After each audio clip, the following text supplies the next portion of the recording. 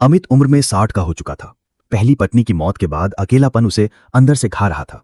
एक दिन रिश्तेदार के जरिए उसकी मुलाकात पूजा से हुई। 20 साल की मासूम सी लड़की जिसे गरीबी ने बहुत जल्दी जिंदगी समझा दी थी। अमित ने अपने पैसों और सुरक्षा का वादा देकर पूजा से शादी कर ली। पूजा शादी के वक्त बहुत चुप रहती थी, लेकिन धीरे धीरे इस नए जीवन को अपनाने लगी। अमित का एक बेटा था, सुमित, जो उसकी पहली पत्नी से था। उम्र 21 साल, पढ़ा लिखा, स्मार्ट और काफी हैंडसम। वो पहले तो पूजा को मां कहने से झिझकता रहा, लेकिन फिर धीरे धीरे घर में दोनों के बीच हंसी मजाक और बातों का सिलसिला शुरू हो गया। अमित अक्सर शहर से बाहर रहता था, बिजनेस के कामों में व्यस्त। वही मौका था जहां पूजा और सुमित के बीच कुछ बदलने लगा। शुरू में पूजा उसे एक दोस्त समझती रही, लेकिन अकेलापन और उम्र की दूरी धीरे धीरे उसे सुमित की तरफ खींचने लगी। सुमित भी पूजा के सौंदर्य और कोमलता से बच नहीं पाया। दोनों की नजदीकियां एक दिन उस हद तक पहुंच गईं जहां से वापसी होना मुश्किल है। रातें अब दोनों के लिए खामोश नहीं रहीं। पूजा को सुमित में वो गर्माहट मिली जो अमित में कभी थी ही नहीं, और सुमित को पूजा में वो अपनापन जो एक उम्रदराज पिता कभी नहीं दे सकता था। अब बात सिर्फ जिस्म तक नहीं रही, ये रिश्ता जुनून बन चुका था। एक दिन अमित अचानक बिना बताए घर लौट आया। जैसे ही उसने कमरे का दरवाजा खोला, उसके होश उड़ गए। पूजा और सुमित एक ही बिस्तर पर थे, वो जो उसका बेटा था और वो जो उसकी पत्नी थी। कमरा सन्नाटे से भर गया। अमित के हाथ से दवा की शीशी गिर गई। उसने चीख कर सुमित को गालियां दी, पूजा को धिक्कारा। सुमित शर्मिंदा नहीं था, लेकिन पूजा डर गई।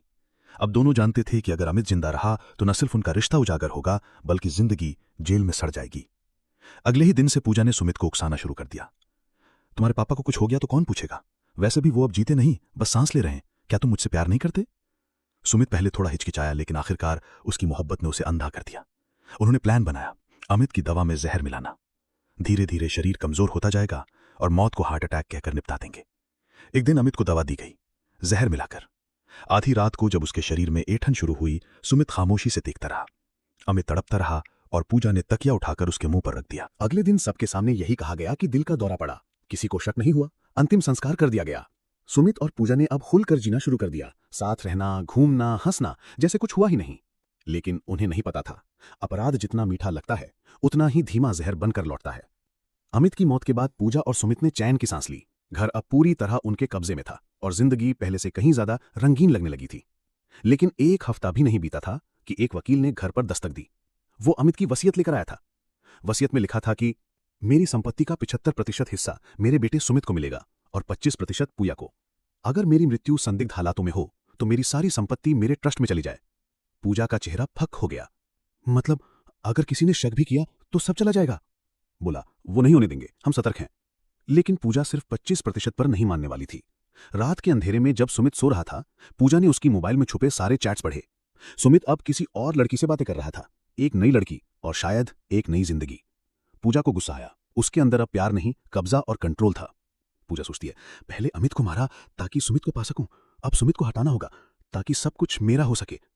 पूजा ने अब एक नकली लव ट्रायंगल की कहानी बनाई। उसने पुलिस को गुमनाम चिट्ठी भेजी। सुमित ने अपने पिता की हत्या की है, उसके पास सबूत हैं, अब वो मुझे भी मारने की प्लानिंग कर रहा है। पुलिस में हलचल मच गई। उधर पूजा ने सुमित की कॉफी में नींद की गोली मिला दी। जब वो बेसुध हुआ तो पूजा ने उसके लैपटॉप से एक वीडियो बनाया जिसमें सुमित अमित की मौत का कबूलनामा बोलता है, एआई वॉइस का इस्तेमाल करके। फिर पूजा ने वो वीडियो पुलिस को भेज दिया, गुमनाम। पुलिस ने सुमित को गिरफ्तार कर लिया। 6 महीने बाद संपत्ति कोर्ट में ट्रांसफर हो गई। पूजा अब अकेली मालिक थी, न अमित रहा न सुमित। लेकिन किस्मत की सबसे बड़ी साजिश तो अभी बाकी थी। एक दिन पूजा के पास एक लेटर आता है जेल से। सुमित ने लिखा था, मुझसे एक भूल हो गई, तुमसे प्यार करना, लेकिन अब मेरी एक आखिरी चाल बाकी है। जिस दिन मैं जेल से निकलूंगा उस दिन तू चैन से नहीं सोएगी। और हाँ, वो वीडियो असली नहीं था, पर असली सबूत मेरे पास है। पूजा की हंसी गायब हो गई। क्या सुमित जेल से बाहर आके बदला लेगा? क्या पूजा फिर से किसी तीसरे को फंसाएगी, या इस बार खुद फंस जाएगी अपने ही जाल में? 6 महीने बीत चुके थे। पूजा पूरी संपत्ति की मालकिन थी। उसने घर रिनोवेट करवाया, महंगी गाड़ियां खरीदी, ब्यूटी क्लिनिक ओपन किया और अब शहर की सोशलाइट बन चुकी थी। लेकिन भीतर कहीं ना कहीं उसे डर सता रहा था। सुमित की चिट्ठी का एक एक शब्द जैसे सांप बनकर डस रहा था। एक दिन सुबह पूजा सोकर उठी तो अखबार की हेडलाइन ने उसकी धड़कनें बढ़ा दी। अमित मर्डर केस में मुख्य आरोपी सुमित को सबूतों के अभाव में रिहा किया गया। पूजा की आंखें चौड़ी हो गईं। जिस आदमी को उसने मिटा दिया था वो अब फिर से जिंदा था और शायद सब जानता था। उस दिन के बाद अजीब घटनाएं शुरू हो गईं। सीसीटीवी में पूजा को हर रोज गेट के बाहर एक परछाई दिखती, लेकिन कोई नहीं होता। बेडरूम की लाइट खुद ब खुद जल जाती। पूजा को हर रोज दरवाजे के नीचे एक पर्ची मिलती, मैं आ गया हूं, अब तू गिरेगी उसी जगह जहां से मैंने तुझे उठाया था। पूजा डर के मारे पुलिस के पास गई, लेकिन पुलिस कहती है, आपने ही तो केस में गुमनाम चिट्ठी भेजी थी, अब डर किस बात का? वो वापस आती है तो उसका पूरा क्लिनिक रातों रात जल चुका होता है। कोई सीसीटीवी फुटेज नहीं, लेकिन एक दीवार पर सिर्फ 3 शब्द लिखे थे, 13 नंबर है। अब पूजा ने सोचा ये सब सिर्फ डराने के लिए है, उसे सुमित को खत्म करना होगा। इस बार सच में वो एक शूटर को हायर करती है। 5 लाख में सौदा तय होता है। लोकेशन फिक्स होती है, शहर के पुराने चर्च के पास। जब पूजा खुद सुमित को ट्रैक करते हुए चर्च पहुंचती है तो वहां सब कुछ सुनसान होता है। शूटर गायब